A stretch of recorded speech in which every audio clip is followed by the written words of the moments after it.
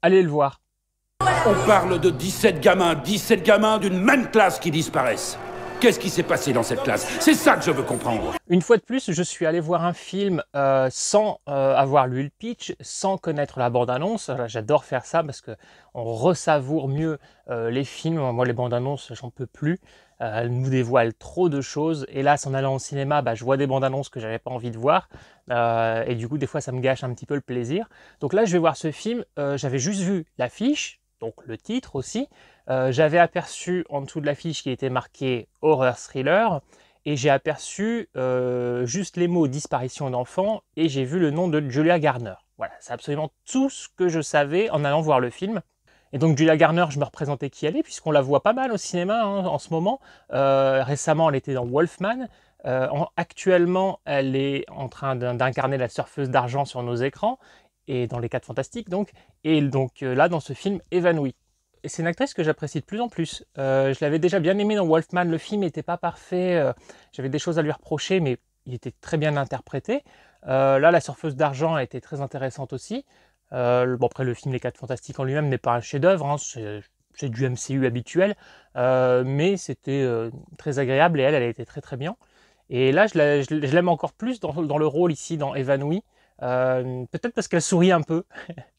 Je crois que c'est la première fois que je la vois sourire. Donc vite fait aussi, le titre en France c'est Évanoui. Pourquoi? En sachant que le titre anglais c'est Weapons, donc armes. Même ce titre anglais, je le comprends pas trop par rapport au film. Après, peut-être que Weapons a une autre signification. J'avais vérifié, j'ai regardé Weapons, signification, j'ai eu que armes. Donc voilà, si vous connaissez un autre symbole qui pourrait coller au film, vous me direz. Bon, j'ai pas trop compris le titre, mais bon, on va dire ça, c'est pas très très grave. Donc le titre FR n'a rien à voir, bien qu'au final, je trouve qu'il soit pas si moche que ça. Bon bref, mis à part le titre et une petite phrase d'introduction qui m'a fait un peu tiquer, je me suis demandé si je partais pas dans un film qui allait nous faire du ta gueule, c'est magique tout du long. Et en fait, non, pas du tout. Il y a juste une petite phrase, je peux vous le dire, c'est vraiment au tout début, hein, c'est la narration au moment où le film s'ouvre. On a une gamine qui fait la narration, peut-être un gamin avec une voix fluette, je sais pas, qui explique que si vous n'avez jamais entendu parler de cette histoire, c'est parce que la police, les autorités, tout ça ont été gênés de ne pas avoir su bien résoudre cette affaire, etc. Donc c'est pour ça que vous n'en avez aucune trace dans les médias, sur Internet. Cette phrase, quand je l'entends au début, je me dis c'est quoi cette connerie? 17 enfants disparaissent, forcément il y a quelqu'un qui en a parlé sur internet dans le village. Voilà, cette phrase elle cloche et j'avais peur, je me suis dit oh là là, est-ce que le film va être truffé de petits trucs comme ça? Et pas du tout. Donc cette petite phrase dès le début, si elle vous fait tiquer, oubliez-la, en plus elle sert à rien en fait. Parce que le monde extérieur soit au courant ou non de ce fait, on s'en fout, c'est juste pour nous faire croire que c'est basé sur un fait réel. Donc ils vous disent oui c'est un fait réel, mais vous n'en avez jamais entendu parler parce que, bon, c'était pas forcément très utile. Mais sinon, à part ça, je vais pas avoir grand chose à reprocher au film. J'ai vraiment passé un super bon moment. Ici, on va vraiment avoir une énorme impression de mystère. Il y a un vrai point d'interrogation pendant plus de la première moitié du film. Donc si vous êtes du genre à vouloir comprendre ce qui se passe en 5 minutes, parce qu'au bout de 5 minutes à ne pas comprendre, vous vous décrochez d'un film, ça va pas être pour vous du tout. Moi justement j'adore qu'un film me perde, me fasse m'interroger tout du long, tant que au bout d'un moment j'ai une explication qui me fasse tout comprendre, et que ce soit pas un truc torché. Et ici c'est vachement bien fait, le mystère on le ressent bien, on est intrigué tout du long. Alors vous peut-être que vous savez déjà un peu dans quelle voie ça se dirige si vous avez vu une bande-annonce. Moi je vous le dis, hein, j'ai rien lu, rien vu. Il y a une atmosphère envoûtante. Pour vous faire des comparaisons, c'est pas que les films se ressemblent forcément au niveau des sujets, mais juste pour vous donner un peu le style, pour que vous vous représentiez si ça peut vous plaire ou pas, j'ai eu un peu une sensation de bons films à ambiance comme un Sinister ou un Smile. C'est des films, on reste scotché, on veut savoir, même quand c'est un peu lent, mais pas de la mauvaise manière. Mais même quand c'est un peu lent, on s'ennuie pas, on sent tellement le poids du mystère. C'est tellement bien interprété aussi, les acteurs sont très bons, qu'on veut savoir. J'aime aussi beaucoup, c'est que le film est découpé en chapitres par personnage. Donc c'est un film qui est fragmenté et où des morceaux de l'histoire vont se relier. Bon, c'est quelque chose qu'on a déjà vu, hein, mais que moi personnellement je trouve qui marche toujours très bien. Vous avez des films hein, comme Pulp Fiction par exemple qui font ça. Il y a un truc que j'ai adoré aussi, c'est que au niveau de la mise en scène, il vous prépare des jumpscares classiques comme on en voit tout le temps. Et en fait ça me gonfle. Et pourquoi ici j'ai aimé? Parce qu'au moment où on voit exactement ce qui va se passer, où on se dit oh non, ils vont nous faire le coup de là, il y a ce truc-là qui va se passer, il y a ce truc-là qui surgit à ce moment-là. Et en fait, non, il te détourne toujours le code du jumpscare habituel par autre chose, sans forcément non plus tomber trop facilement dans un autre jumpscare qui serait trop facile. Ça avait le coup de on pense que ça va venir de droite et en fait ça vient de gauche quand le personnage se retourne parce qu'il a rien vu à droite. Non, non, c'est un petit peu plus subtil que ça. J'ai trouvé qu'il y avait de bonnes idées. Et il y a quelques jumpscares qui sont assez efficaces aussi, j'ai trouvé. Je dirais juste plafond. Voilà, ceux qui ont vu le film sauront de quelle scène je parle. Et pour vous qui n'avez pas vu le film, c'est pas du spoil parce que le truc est tellement soudain que vous n'allez pas le voir venir. C'est un plan qui va vous tomber dessus comme ça. Donc, voilà. Mais ceux qui ont vu le film comprendront. J'ai trouvé que celui-là, par exemple, il fonctionnait bien. Donc je vous disais, les acteurs sont bons. Julia Garner, je la trouve particulièrement attachante parce que du coup, bon, vous le savez, il y a 17 enfants qui disparaissent et c'est les enfants de sa classe.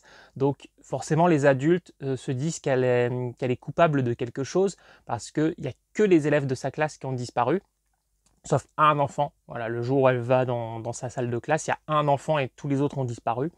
Et donc voilà, les regards se portent sur elle et on sent bien ce poids comme ça qu'elle ressent, ce village qui est un peu contre elle, les gens qui la regardent de travers parce qu'ils ont besoin d'une coupable.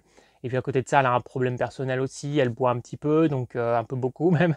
Donc voilà, c'est très bien interprété. Josh Brolin est très bien, mais est-ce qu'il y a besoin de le préciser?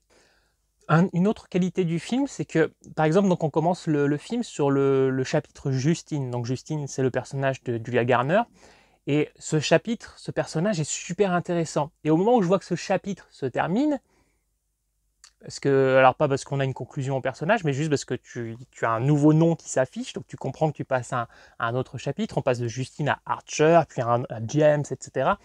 Et je me dis, ah mince, j'adorais là ce personnage, c'était tellement bien, j'en voulais encore plus. Et en fait, ce qui est intéressant, c'est que malgré la frustration de se dire, ah mince, on en a fini avec ce personnage, on passe à un autre personnage qui va d'un coup être super intéressant aussi. Ce qui fait que quand on arrive à la fin de son chapitre, on est frustré qu'il se termine, mais il y en a un autre qui commence et qui est super intéressant et ainsi de suite. Donc moi, j'ai jamais eu de sentiment de déception à me dire, ah là là, j'en ai marre là, je revenais sur les autres personnages. À chaque fois, ils me font découvrir un nouveau personnage et un nouveau morceau de l'histoire qui m'intrigue à chaque fois. Même si je vous avoue, je garde une affection particulière pour le personnage de Justine. Après voilà, je vais pas pouvoir vous en dire beaucoup plus sans spoiler. Il y a un élément que j'ai envie de vous dire, mais je pense que certains d'entre vous considéreront que c'est peut-être déjà du spoil. Je ne sais pas si la bande-annonce montrait ça. On va dire qu'il y a un changement de ton à un moment dans le film. Et du coup, là, je vais m'arrêter là pour la partie sans spoilers.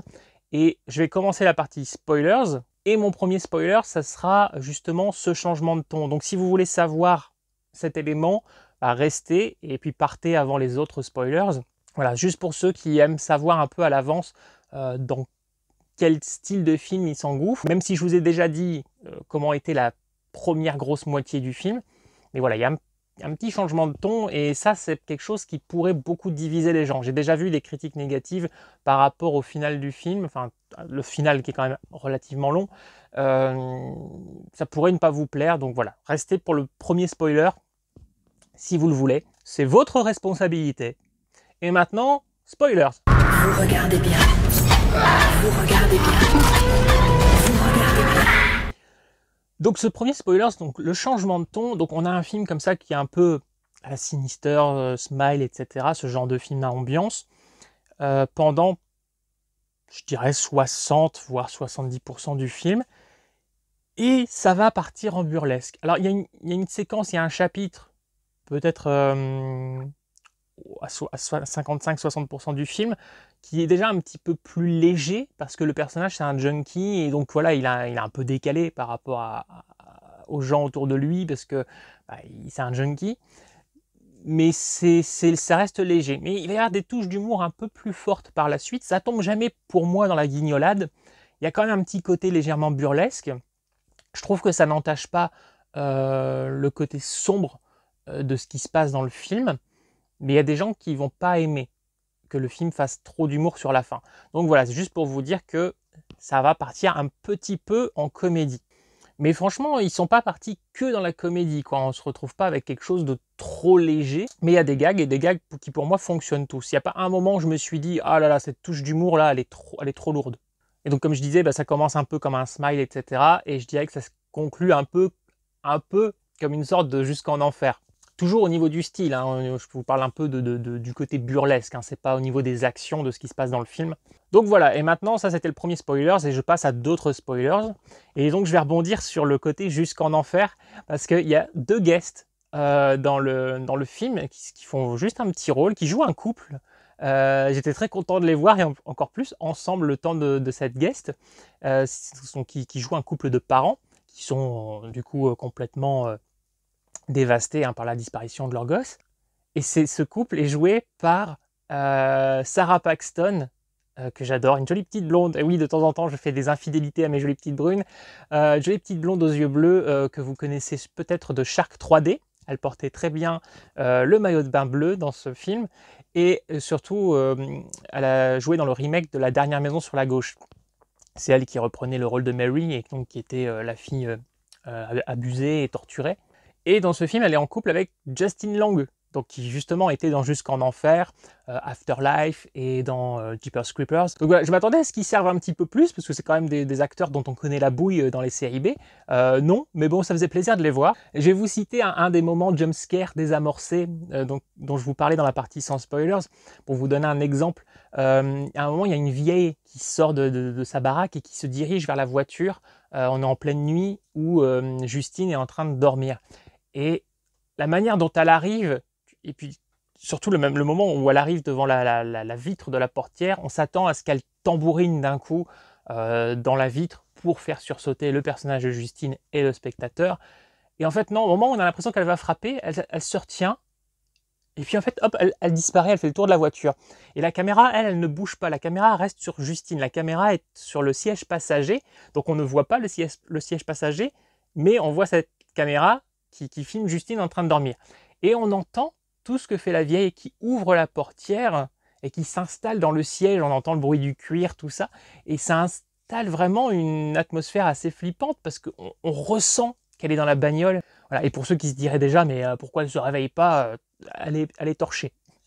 Justine a encore mis de la vodka dans son gobelet de Pepsi ou je ne sais quoi. Il n'y a pas de grosses fautes. Vous savez, souvent dans les films, vous avez justement ce genre de scène. Tu vois, il y a quelqu'un qui dort dans la bagnole, on lui ouvre la portière, on s'installe dans le siège, ça fait du bruit et la personne ne se réveille pas. Bon, ça arrive, il y a des gens qui dorment profondément, mais ça paraît toujours un petit peu maladroit. Bon, là, c'est complètement justifié par le fait qu'elle picole beaucoup. Moi qui ai un sommeil hyper léger, si je bois un bon coup, ou 4 ou 5, je peux vous dire que pendant 4-5 heures, je dors comme un plomb. Le film est principalement atmosphérique, par contre, il y a quand même quelques plans gore qui sont bien sympas. Au niveau des touches d'humour, il y a un truc qui m'a fait rire. J'ai vu que ça avait été reproché, mais moi j'ai trouvé ça très très drôle.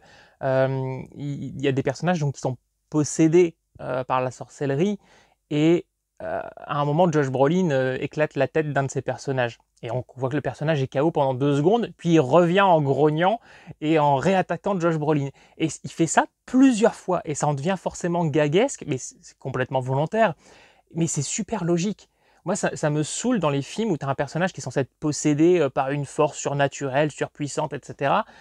Tu as un mec qui arrive, il lui fout son poing dans la gueule, le mec il dort. Et je fais non. Et là, du coup, c'est génial, parce qu'il a beau lui flanquer son poing dans la gueule, et en plus, Josh Brolin, c'est quand même une armoire. À un moment, il le balance au-dessus d'un canapé, il atterrit sur une table, enfin, il l'envoie valser à plusieurs reprises, et il y a toujours juste 2-3 secondes de temps mort où le personnage est un peu KO, et d'un coup, hop, il a un regain d'énergie comme ça, et il réattaque. Et à chaque fois qu'il a ce regain, il refait un... Mais c'est génial, il fait son greu, comme dans Shrek, fais ton greu. Ça en devient vraiment comique. Je me suis tapé une barre, mais ça fonctionne. Je trouve qu'il y a quelque chose de logique, et on ressent quand même le danger, parce que à ce moment-là, tu te dis mais qu'est-ce qu'il peut faire contre ce possédé, parce que t'as beau lui décalquer la tête, t'as beau essayer de l'assommer, t'as beau le balancer à l'autre bout de la pièce, il revient tout le temps. Donc j'ai trouvé que c'était bien dosé, vraiment, entre l'humour et le côté quand même, ça reste un peu inquiétant. J'avais un petit peu peur parce qu'il y a deux plans dans la première heure du film où on aperçoit furtivement un clown avec une sale tronche, mais je trouvais que le maquillage était un peu low cost. Et en fait non, on n'aura pas ce truc, c'est juste pour faire écho à un personnage qui, quand on va la découvrir, elle a un look on dirait un clown, parce qu'elle a les cheveux très orange, elle a un maquillage rouge qu'elle sait pas se mettre, et elle en a mis partout. Donc c'est pas mal. Du coup, limite, on pourrait se dire que ces plans de clown sont un petit peu superficiels, un petit peu inutiles, mais ça passe bien, ça ajoute quelque chose d'un peu onirique, c'est pas mal. Il y a un personnage qui a les yeux exorbités, on a l'impression qu'il a plus de paupières, c'est vraiment flippant. En plus, on le voit bien de jour, il court dans la rue comme ça, avec la tête complètement défoncée, les yeux complètement ressortis. D'ailleurs, la scène de ce personnage, c'est le directeur de l'école, à un moment, il tue son petit ami avec sa propre tête. J'appelle ça, je me suis dit pendant le film, il a fait une irréversible. C'est pour ceux qui ont la scène de l'extincteur dans la tête, c'est le cas de le dire. Voilà, il fait la même chose, mais avec sa propre tête et sur son copain. Il y a un côté tragique parce que bon, on voit que c'est un petit couple, que les deux sont gentils, machin et tout, et ça tombe comme ça. Donc il y a une certaine forme quand même de cruauté. Il y a aussi un petit moment onirique que j'ai bien aimé. J'aurais voulu qu'il y en ait un peu plus dans le film. Ça fait très bizarre où Josh Brolin est dans un rêve et au-dessus d'une maison, à un moment, il voit symboliquement une mitraillette en plastique, sûrement un jouet de son gosse, avec l'heure à laquelle les gosses ont disparu qui s'affiche dessus. Enfin, il y a tout un délire comme ça. J'ai bien aimé l'image, c'est un peu déroutant, je pense qu'il y a des gens qui vont trouver ça ridicule. Moi justement j'aime parce que c'est des images que j'ai pas l'habitude de voir et j'avais envie de plus de trucs comme ça. Bon, c'est pas le cas, mais ça n'empêche pas de savourer le film. Et du coup, bah, ce plan peut référer au titre, hein, Weapons, mais pareil, encore une fois, c'est peut-être moi qui suis complètement passé à côté, mais j'ai pas trop compris vraiment ce mot-là, Weapons, en quoi l'arme est vraiment... est-ce que c'est par rapport aux armes qui sert à la sorcière pour jeter ses sorts? Mais enfin, je sais pas, je suis passé à côté de quelque chose peut-être au niveau du titre. Un autre truc qui est sympa, la sorcière, je l'appelle comme ça, hein, la vieille, la Gladys. La sorcière, bah, de toute façon c'est une sorcière, elle demande au gamin de lui trouver un objet par camarade de classe. Donc il faut qu'il vole 17 objets à ses camarades de classe. Et le gamin, on voit qu'il est un petit peu souffre-douleur quand même. Il se fait un peu emmerder par les gens de sa classe, parce que c'est plutôt le gamin discret, donc forcément c'est le gamin qu'on va aller emmerder. Et je me dis, nous faites pas le coup du gamin qui arrive à voler 17 objets comme ça, tranquille. Personne ne le grille, et du coup personne ne le chope. Enfin voilà, il y a quelque chose qui aurait cloché, mais qui a été fait des tonnes de fois hein, dans les films. Et non, ils le font pas. Le gamin regarde effectivement des objets autour de lui. Tu dis, ah, il va voler le bouchon là, du stylo de telle copine. Il va voler tel truc sur le sac de tel camarade. Etc., etc. Et en fait, non, une fois qu'il a un peu zioté comme ça tout ce qu'il pourrait voler, il se ravise parce qu'il a une autre idée. Il voit toutes les caisses, tous les casiers où les gosses mettent leurs cahiers, etc. Et ils ont tous dessiné eux-mêmes leur petit panneau avec leur nom dessus. Donc voilà, ils ont écrit leur nom, puis ils ont fait leur propre dessin, leur propre style. Et du coup, il va simplement voler les étiquettes, ce que j'ai trouvé assez malin. Par contre, juste un petit élément, là, on peut tiquer un petit peu. Bah, pareil, un petit peu partie de ces facilités qu'on voit souvent dans les films. Justine, donc qui est la professeure, rentre dans la classe au moment où il a volé toutes les étiquettes, il les met dans son sac et c'est au moment où il a fourré ça dans son sac, qu'il remet le sac sur son dos, qu'elle va entrer et elle vient lui parler à côté des casiers et je me dis, tu bosses dans cette salle de classe tous les jours, t'as pas capté qu'il manque quelque chose. Après c'est possible de passer à côté, mais bon, ça fait toujours partie de ces petits points de détail. Tu te dis, tu pouvais pas faire avancer le gamin vers la porte de sortie et puis du coup il se parlait près de la porte et tu comprenais pourquoi elle ne voyait pas tout de suite que les petits écriteaux avaient disparu. Mais bon, c'est pas bien méchant vu la qualité du film. Et sinon, un petit truc sur lequel j'ai tiqué aussi, alors peut-être que c'est moi qui ai loupé quelque chose, voilà, c'est peut-être l'élément scénaristique où je me suis demandé pourquoi. Donc, tous ces personnages sont possédés. Je me suis demandé, quand le gamin renverse la situation, pourquoi il n'y a que les enfants qui se retournent contre la vieille et pas les adultes. Alors après, ils ne sont pas tout à fait dans le même état. C'est vrai qu'il n'y a apparemment que les personnages catatoniques qui se révoltent d'un coup, qui se réveillent et qui attaquent. Mais voilà, je me suis demandé pourquoi le personnage de Josh Brolin, par exemple, continuait d'être possédé et d'étrangler Julia Garner. Mais bon, ça fait peut-être partie des petits trucs de magie, hein, peut-être qu'effectivement il fallait être dans l'état catatonique. Là-dessus, il y a peut-être un petit ta gueule c'est magique, mais effectivement on utilise la magie, donc là ils ont le droit. Puis c'est qu'une première vision, hein, donc peut-être qu'à une deuxième vision je reverrai un élément, je me dirais ah oui d'accord. Et alors vraiment le gros plan final, hein, là je vous spoil vraiment le final du final, hein. On a ces gamins qui se mettent à pourchasser la vieille. Alors elle est complètement apeurée, du coup c'est là aussi où ça part en comique, mais c'est logique aussi parce que cette vieille, elle a traumatisé ces 17 gamins qui se réveillent de leur catatonie et qui sont, on va dire, à nouveau possédés par le contresort du gamin et qui foncent sur la vieille pour la tuer. Donc la vieille, elle sait, hein, que c'est pour se faire buter, puisque c'est son sort habituel qu'elle utilise et là qui se retourne contre elle. Donc elle se sauve. Et t'as les gamins comme ça qui la poursuivent. D'ailleurs c'est cool, on les fait passer par des portes, des fenêtres et tout, vraiment en mode gros bourrin contaminé façon 28 jours plus tard. Et j'ai trouvé ça cool parce que habituellement on t'aurait fait passer les gamins entre les palissades, pile dans l'encadrement de la porte pour pas demander aux gamins de faire des trucs. Non, non, là les gamins ils passent dans les vitres et tout, on s'en fout s'ils se blessent. Ça j'ai bien aimé. Et du coup ils rattrapent la vieille et ils vont la désarticuler, ils vont comment dire, la démembrer, ils vont lui arracher la mâchoire et tout. Enfin, vraiment, elle finit en morceaux. C'est un des plans les plus gore du film. Et comme elle est morte, ça dépossède les personnages adultes comme Josh Brolin. Mais ce que j'ai aimé, c'est que même si elle meurt, d'un coup, on n'a pas ce truc de tout est effacé, le sort a disparu, les enfants se souviennent pas de grand-chose, ils nous font pas genre oh mon Dieu, qu'est-ce qui s'est passé, où est-ce qu'on est? Non, non, les gamins sont là toujours en mode catatonique, et tu te dis ouais, bon, après ils vont se remettre, quoi, parce que bon, ils sont quand même devant un cadavre et tout. C'est peut-être normal qu'ils bloquent encore un peu, puis ils sont peut-être pas encore tout à fait sortis de la possession. Non, non, on apprend par la voie narrative que alors les parents du gamin qui étaient en mode catatonique, ils sont toujours nourris à la cuillère, à la soupe dans un asile, enfin dans une maison de repos, etc. Et qu'ils sont toujours dans cet état et que du coup le gamin a dû être adopté par une tante. Donc en fait, tu te dis putain le pauvre gamin, qui aimait ses parents, les parents étaient chouettes en plus, c'était pas des connards, rien du tout. Ok, ils ont fini en légumes. Et donc tu sais qu'il y a du temps qui est passé au moment où tu entends cette voie narrative et tu apprends que seulement après plusieurs mois, il y a seulement quelques gamins qui recommencent un tout petit peu à parler.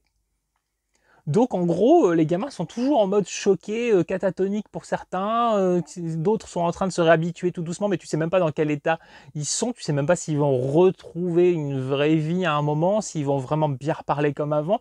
Donc on finit quand même sur une note assez sombre, et ça j'ai bien aimé. On nous montre que le film, tout ce qui s'est passé pendant le film, a des séquelles sur les personnages. Et ça c'est bien parce que tous les films d'horreur ne le font pas, ou alors restent assez troubles sur le personnage. Je pense à l'Exorciste par exemple, à la fin, on n'a pas tout à fait le fin mot définitif sur ce que ressent Regan, sur ce qu'elle se rappelle ou pas. On nous dit même qu'elle se rappelle pas spécialement. On sent quand même qu'elle a vécu quelque chose. Et puis il y a des films, surtout dans les films modernes, où là carrément on ellipse tout, quoi. Le gamin se souvient de rien, il serre sa mère dans ses bras, ça va aller, blablabla. Là non, le trauma, il est là. Donc voilà, vous l'aurez compris, j'ai passé un très bon moment, je vous le conseille, et puis bah voilà, je crois que j'ai fait le tour. J'aurai plaisir à le revoir, je le posséderai dans ma collection quand il sortira, et sur ce, moi aussi, je vais aller m'évanouir dans l'obscurité. Non, non, déconnez pas, je voulais parler d'une salle de cinéma. Rallumez s'il vous plaît. Rallumez, je suis un peu en train de me pisser dessus là.